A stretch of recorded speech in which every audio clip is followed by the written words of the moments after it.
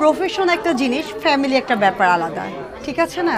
আমি এখানে একটা প্রফেশন বলেন, আমি একটা অ্যাওয়ার্ড প্রোগ্রামে এসেছি, এটা আমার একটা পার্সোনাল একটা পার্ট, আর ফ্যামিলি পার্ট আলাদা। সো আমি ফ্যামিলির সঙ্গে এই ধরনের কথার মিলাইতে পছন্দও করি না, উত্তর দিতেও পছন্দ করি না।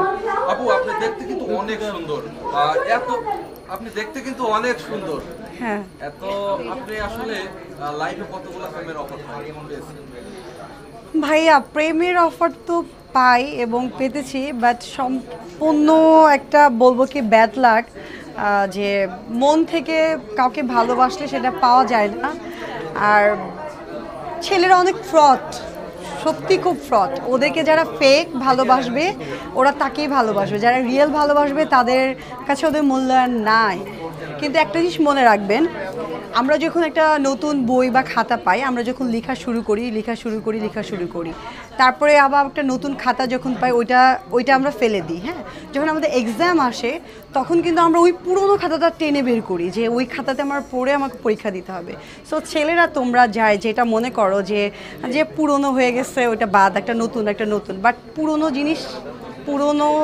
জিনিস কাজে লাগে, এবং পুরনো চাল বলে না ভাতে বাড়ে, সেটা ভাতে বাড়ে। সো এগুলো বাদ দাও সব ছেলেরা। আপনি নিজে একটু ক্লিয়ার করতে চাই। কি অবস্থা? হ্যাঁ, আচ্ছা, আরেকটা বিষয় একটু যদি আপনাকে প্রেমের প্রস্তাব দেয় আপনি কি একসেপ্ট করবেন?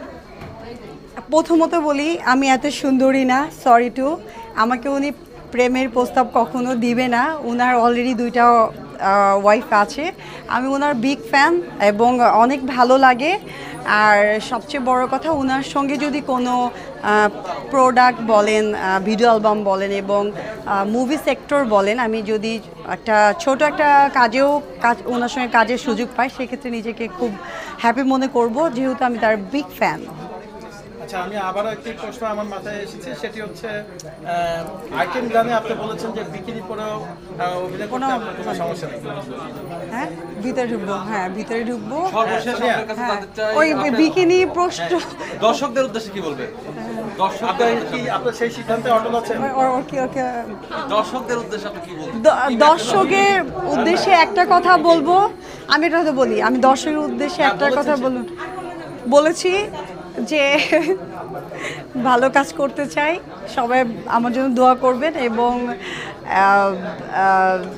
বাংলাদেশে যে এখন প্রেক্ষাপট চলতেছে এর মধ্যে কাজ এখন একটু খুব কম, নেক্সটে ভালো কিছু কাজ হবে, কাজ করব, সবাই দোয়া করবেন। বাই। বিষয় জানতে চাচ্ছি আপনার কাছ থেকে, সেটা হচ্ছে যে আসলে করোনা ভাইরাসের পর নতুন একটা ভাইরাস আসতেছে, আপনার কি ভয় লাগে কি না? এই ভাইরাস সম্বন্ধে আপনি কতটুকু জানেন?